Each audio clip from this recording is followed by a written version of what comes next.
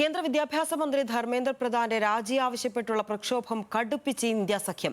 രാഹുൽ ഗാന്ധിയുടെ നേതൃത്വത്തിൽ പ്രതിപക്ഷ എംപിമാർ ഡൽഹി ഗാന്ധി സ്മൃതിയിലെത്തി പ്രതിഷേധിച്ചു. മാർച്ച് തടയാനുള്ള ഡൽഹി പോലീസിന്റെ ശ്രമം ഇന്ത്യ സഖ്യത്തിന്റെ ചടുല നീക്കത്തിൽ നിഷ്പ്രഭമായി. പ്രതിപക്ഷ എംപിമാരെ വസതിയിലേക്ക് വിളിച്ചു വരുത്തിയ ശേഷം രാഹുൽ ഗാന്ധി നാടകീയമായ പ്രതിഷേധ പ്രകടനം പ്രഖ്യാപിക്കുകയായിരുന്നു.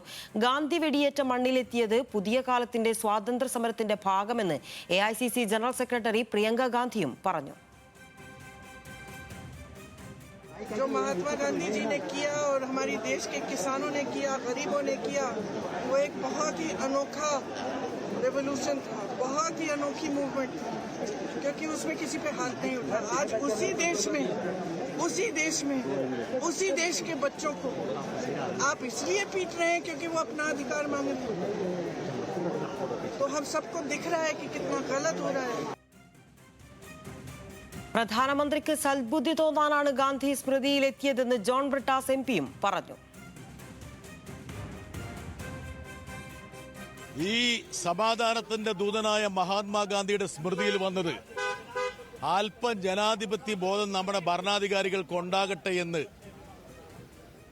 അവരോട് പറയാൻ വേണ്ടിയിട്ടാണ്. ആ സന്ദേശം രാജ്യത്തുടനീളം നൽകാൻ വേണ്ടിയിട്ടാണ്.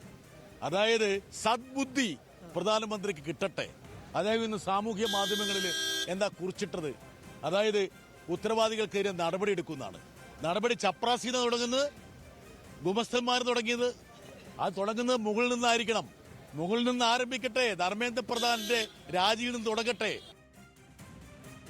വിവരങ്ങളുമായി ഷബ്ന ചേരുകയാണ്. ഷബ്ന, ആദ്യം കോൺഗ്രസ് ഒറ്റയ്ക്ക് പ്രതിഷേധിച്ചപ്പോൾ പല ഭാഗങ്ങളിൽ നിന്നും, പ്രതിപക്ഷത്തുള്ള മറ്റ് കക്ഷികളിൽ നിന്നും, സോനം വാങ്ചുക്കിന്റെ ഭാര്യയടക്കം ഗീതാഞ്ജലിയുടെ ഭാഗത്തു നിന്നടക്കം പ്രതിഷേധങ്ങൾ ഉണ്ടായിരുന്നു. കുട്ടികളോടൊപ്പം ചേരണമെന്ന് പറഞ്ഞിരുന്നു. എന്നാൽ ഇപ്പോൾ എല്ലാ പ്രതിപക്ഷ പാർട്ടികളും കൂടിച്ചേർന്ന് CJPക്കൊപ്പം, വിദ്യാർത്ഥികൾക്കൊപ്പം പ്രതിഷേധിക്കുകയാണ്. പെട്ടെന്നുണ്ടായ ഒരു തീരുമാനമായിരുന്നോ? പ്രതിഷേധം എങ്ങനെയാണ് ഉണ്ടായത്?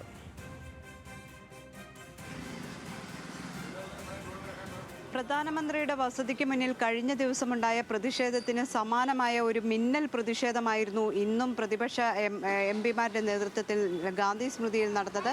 ഇന്ന് ഇത്തരത്തിൽ ഒരു സൂചനയും ആദ്യം ഘട്ടത്തിൽ ഒന്നും തന്നെ രാഹുൽ ഗാന്ധിയുടെ യുമായി അടുത്ത കേന്ദ്രങ്ങളിൽ നിന്നുണ്ടായിരുന്നില്ല.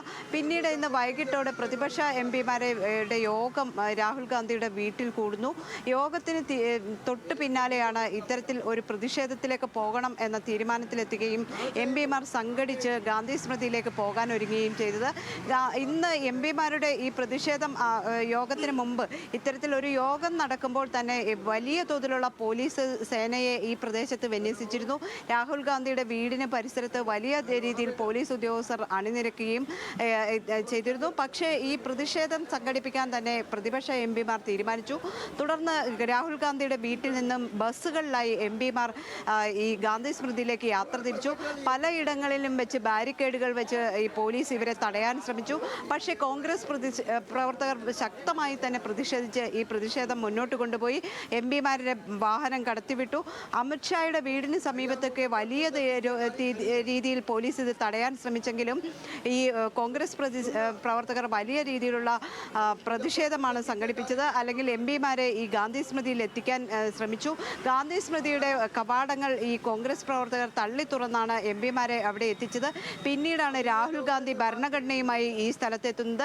രാഹുൽ ഗാന്ധി എത്തുമ്പോൾ രാഹുൽ ഗാന്ധി കൃത്യമായി പറഞ്ഞിരുന്നു, തങ്ങൾ ഈ വിദ്യാർത്ഥികളോട് ഐക്യപ്പെടുകയാണ്.